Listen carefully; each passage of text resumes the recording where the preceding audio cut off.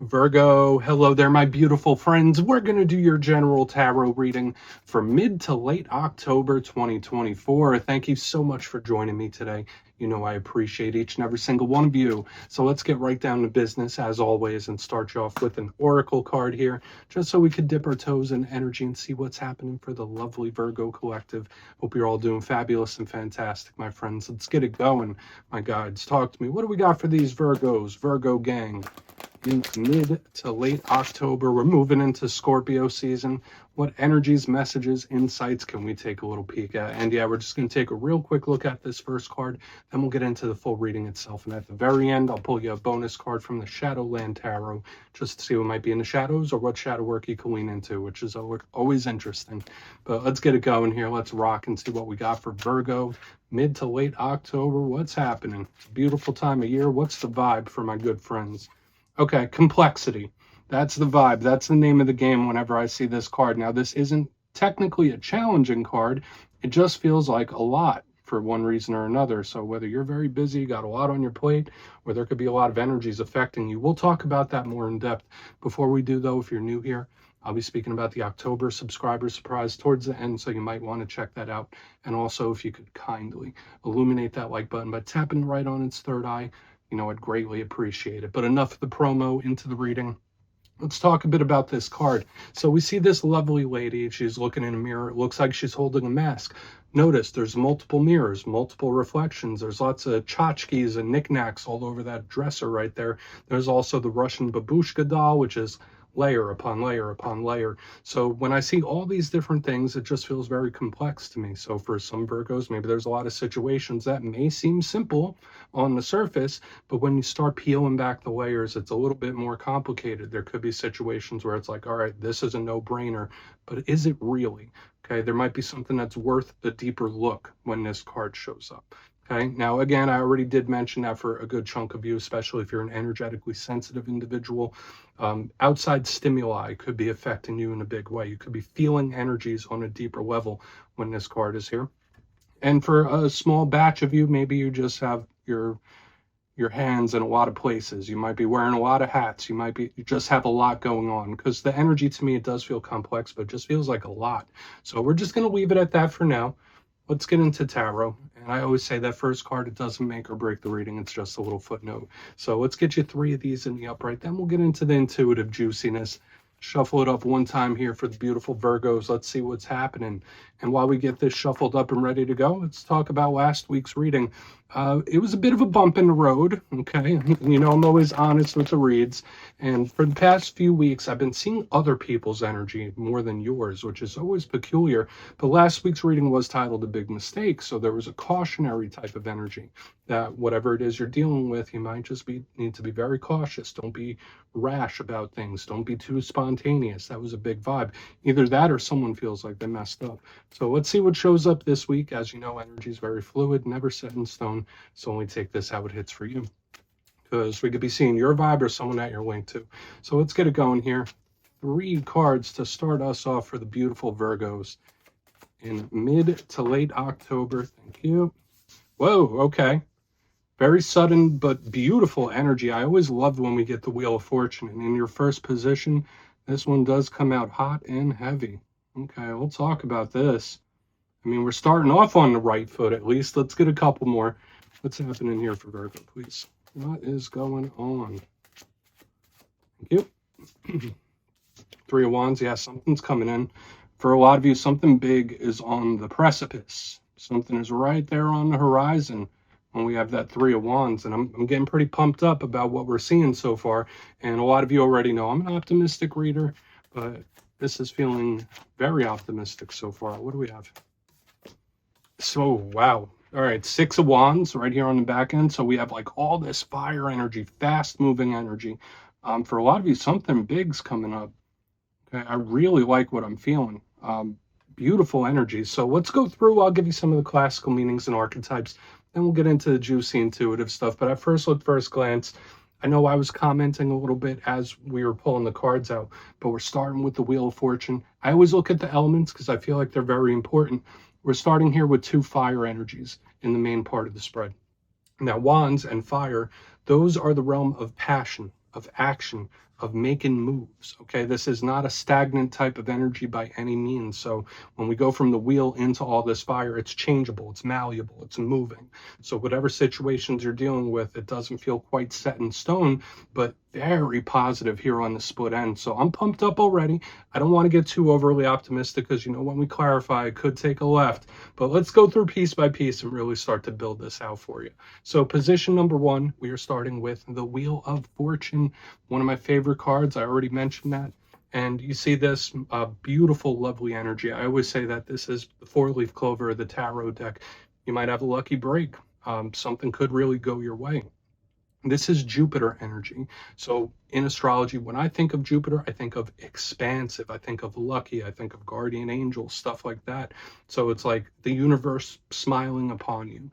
And if you're a cross watcher watching this, hey, listen, whatever it is you're dealing with your Virgo could take a good swing, especially with this Wheel of Fortune. It's a fast moving energy. Whereas the World card, not really moving too quick. It's slow and thorough. This one can move suddenly, fast, unexpectedly, surprisingly, all those different descriptors. So for some of you, yeah, there could be something that shifts. For another portion of you, might be wanting to try your luck. But the Wheel of Fortune, to me, is really nice, and it's a beautiful way to start off. So we'll have to visit it. And again, when we talk about the challenges of the wheel, it could just be, pardon me, it could be too intense, and it could be an energy that moves very rapid, which can be a little jarring. So we'll see what's up with it. Karmic energy as well.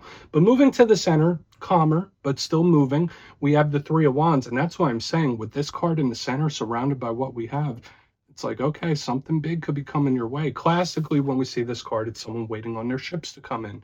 This is one of my big cards of manifesting, of creating, visualizing and taking action towards something. And this is like, all right, it's almost there. This card could also deal with travel. It could also deal with distance, all that kind of stuff as well. Some of you might be waiting on something. That could be a very big possibility with this card.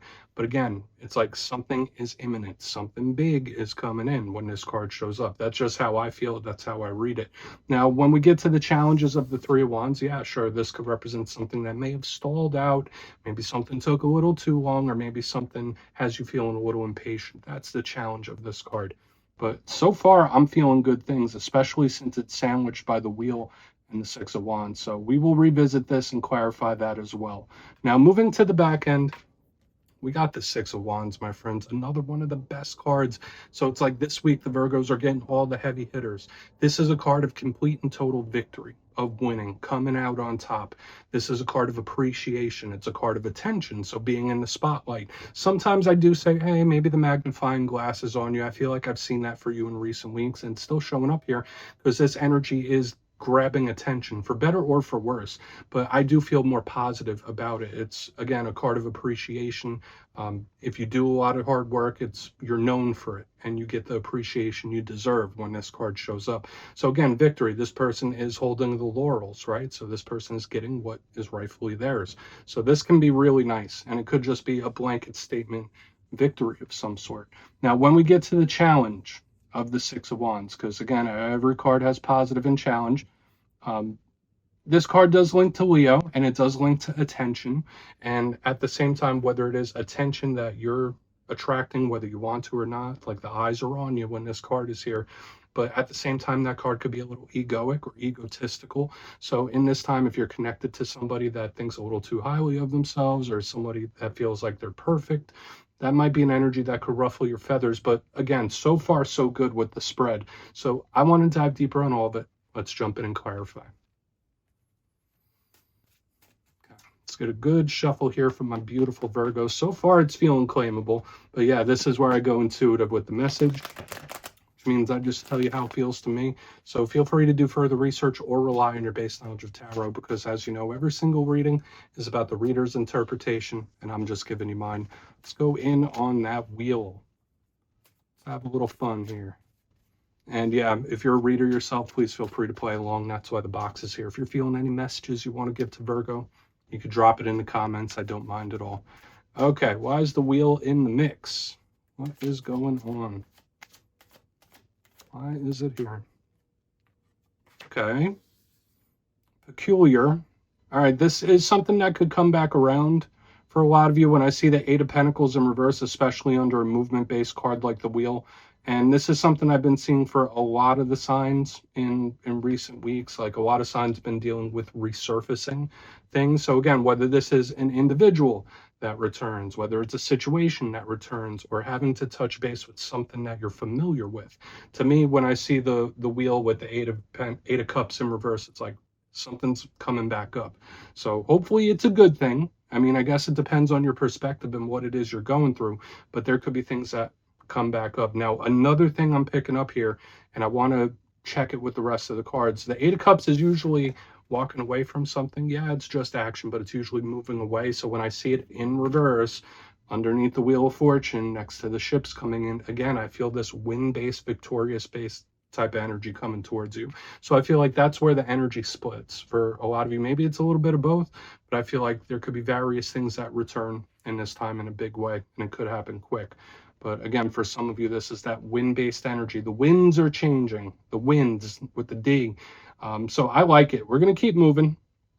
We're going to just put that down right there. Let's see what the Three of Wands has. I really want to get over to the Six as well. But let's see what's happening. Why is that Three of Wands here for Virgo? Why is that Three of Wands here? What's happening, please? Thank you. Eight in reverse. Okay, we have the Eight of Pentacles in reverse. This feels very magnetic. Okay, so this is another thing I feel for signs from time to time.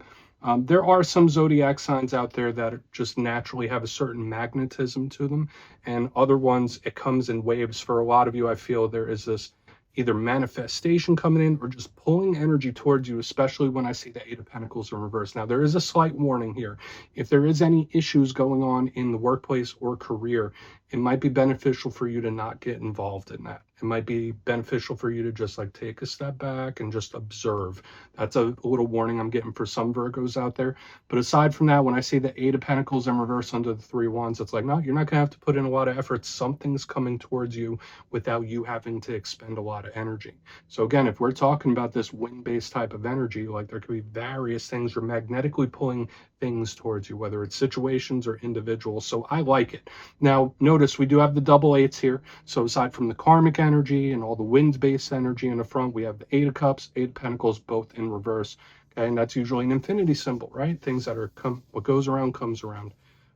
This is a card of effort. It's a card of diligence. It's a card of putting energy into something. So in reverse, like I said, the magnetism, you're not going to have to expend a lot of energy to collect this win or victory, whatever it might be. But again, the big warning I'm picking up here, especially in career, there might be something that arises or a situation that arises. It would be better for you to just observe it. Okay, observe it. Let's keep moving. Again, I'm liking what I'm feeling so far, but let's see what that Six of Wands has to say, and we'll do a quick little recap before we get into the shadow. So why is the Six of Wands here for the beautiful Virgos? Thank you. Good. Yeah, so here it is. So we have the Three of Swords in reverse underneath the Six of Wands. This is really lovely. For some of you, this is very healing. So something that has been bothering you for a while could really smooth over and you feel better about it. Okay, this is kind of like an energy of acceptance. But the thing that I really want to nail down here is that this is really a win or a victory. When the Three of Swords is in reverse, it's like, okay, I didn't think this was going to go as good as it did, or I didn't think this was going to go well. So for some of you, it could be with everything involved, like a surprising win or a surprising victory, where it's like, oh, for a while there, it didn't look too good. For a while there, I was second guessing this, but I really like the end result. So again, a surprising win or victory is showing up here in a big way. Now, the Three of Swords, if it was in the upright, that would be a bit of a different story. This is a card of anxiety, stress, nerves. It could even be brokenheartedness. I always say it's on a spectrum, but when I see it in reverse, once again, it's very healing. So something either going better than you thought it would, or yeah, that's the main vibe I was picking up, where it's like, okay, I was getting a little nervous there for a minute, but everything worked out. So this feels good for me. I feel like this is claimable for the most part for a lot of you. I guess it depends on the situation you're going through, right? But let's go through and do a quick recap. Then we'll get into the shadow card. So I think your reading this week is much better than what I saw last week. But if you kindly look in the box, position number one, we're starting off with the Wheel of Fortune and the Eight of Cups in reverse. So some of you, yeah, there could be something, someone, a situation resurfacing. At the very least, it's something that you're familiar with. Another vibe I was picking up again is that this wind-based type of energy is not moving away from you, it's coming towards you. Both of these are magnetic in nature, so just know you're pulling things towards you whether you realize it or you don't. Moving into the center, we have the Three of Wands with the Eight of Pentacles in reverse. Again, this magnetism intensifies, so there could be a mixed bag of things showing up at your door, but I feel like for the most part, this is really good. It tells me for whatever these winds are, you're not going to have to expend a lot of energy. It's like it's already in motion. And for another portion of you, if there is anything that arises within career or work situations, it's better for you to observe it for the time being. Just like take a step back, observe it for a minute. Don't act just yet. Moving to the back end, we have the Six of Wands with the Three of Swords. So again, the surprising winner victory energy where it's like, okay, I was a little concerned there for a minute, or I didn't think it was going to work out, but it did. Or there's just something that you felt a little off about that you actually find acceptance with. That's another energy. So please take a screenshot if you want to look into it further. I like it. I think it's good this week. Let's see what's in the shadows for you. So let's get a good shuffle here for Virgo. What is in the shadows? And yes, I always like to pull one shadow card at the very end, just to see whether it's something within you or something you don't quite see. Shadow cards don't always have to be a challenge. They could be a good thing. So let's get you one. Oh, and yes, if you made it to this point in the reading, please feel free to check out channel memberships. Put a link for it in the comments below. It's a beautiful way to support the channel, and I have much love for all my channel members. Alrighty, let's get this shadow card out here for you. What is in the shadow? Thank you. Six of Wands, forward movement. I like it. Now, there is a shadow side to this card, as with most cards. The Six of Wands is usually coming out of choppy waters into calm. So it does fit the theme of what we've been seeing here. It's like, okay, the energy's moving, the energy is flowing. This is a really good claimable energy as well. Now, the one thing I will say about this, sometimes this could represent somebody being a little forgetful or not quite doing what they're supposed to be doing. So for a portion of you, maybe there's someone you're connected to, you don't think they're doing something to their potential or their capacity, where it's like, all right, you could be doing more, or you're not doing what you're supposed to be doing. That's a thing when this card shows up. So there's something here about expectations. Watch out for anyone that has feelings of abandonment as well when this card shows up. But the main thing I'm picking up here is like, all right, Virgo, the energy's moving, the energy's flowing, because I've been picking that up since the very beginning. So again, I feel like we don't need to overcomplicate this shadow card. For the most part, it's good. And yeah, we're just going to leave it at that, my friend. So yeah, Virgo, that's what I have for you this week. Don't click away just yet, though. I'm going to give you the details of the October subscriber surprise. If you would like to book a personal reading with me, you can check out my digital calendar for the month of October at my website, mastermetaphysics.com. But for the October subscriber surprise, I'm giving away 2 copies of one of my favorite decks, the Tarot of the Owls. So if you'd like to get your name in for that, it's 2 simple things, as always, my friends. First, you must be subscribed. Second, let me know down in the comments, hypothetically, if you had to get a tattoo of a tarot card, which one would you choose and why? You'll be entered to win, and at the end of the month, the winners will be announced in my community tab. As always, my friends, much love. I'll see you again soon.